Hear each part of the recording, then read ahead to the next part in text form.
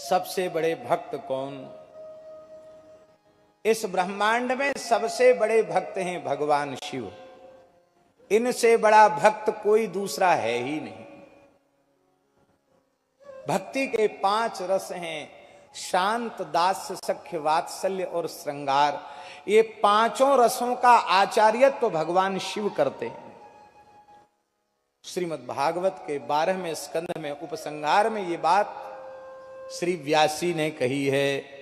जैसे नदियों में गंगा जी श्रेष्ठ हैं, जैसे समस्त देवताओं में भगवान अच्युत श्री हरि श्रेष्ठ हैं, ऐसे ही वैष्णवों में शंकर जी सबसे श्रेष्ठ हैं, ऐसे ही पुराणों में श्रीमद् भागवत पुराण श्रेष्ठ है। शंकर जी के पास भी 5 मुख हैं। बोले आपके पास तो मुख भी अपने पिता ब्रह्मा जी से ज्यादा हैं, 5 मुख हैं आपके, आप वर्णन कीजिए। शंकर जी बोले हाँ जरूर करेंगे। शंकर जी भी अपने 5 मुखों से संतों का, भक्तों का यश गाते गाते गाते गाते अंत में मौन हो गए।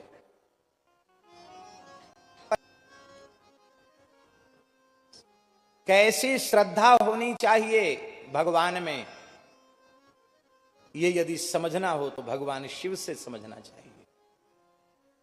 हम लोगों की श्रद्धा नहीं है। भगवान नाम में, भगवान में, संतों में, गुरुजनों में जैसी श्रद्धा होनी चाहिए वैसी नहीं है। शंकर जी की कितनी श्रद्धा है जानते हैं? भगवान शिव ने अपनी वाणी से कहा है, धोखे से भी इस ब्रह्मांड में स्थित कोई भी प्राणी एक बार श्री राम नाम का उच्चारण कर लेता है, उस भाग्यशाली को मैं 3 बार नमस्कार कर लेता हूं।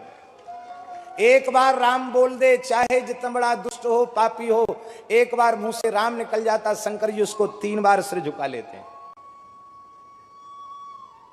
इतनी श्रद्धा जिनकी राम नाम में है, अहरनिश नाम जप करने वाले संत में उनकी कैसी श्रद्धा होगी, वाणी में कहने की सामर्थ्य नहीं है। एक बड़ा सुंदर भाव है। एक बार भगवान शंकर नंदीश्वर पर विराजमान होकर के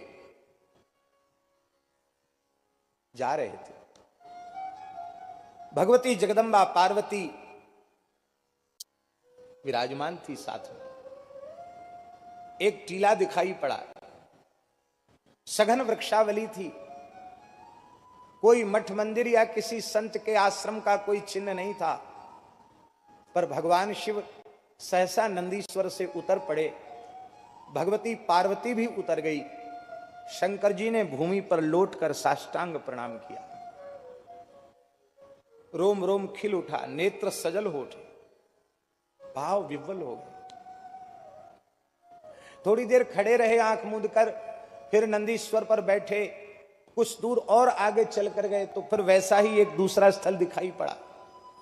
उसको देखकर भगवान शिव फिर नंदीश्वर से उतरे, फिर साष्टांग प्रणाम किया।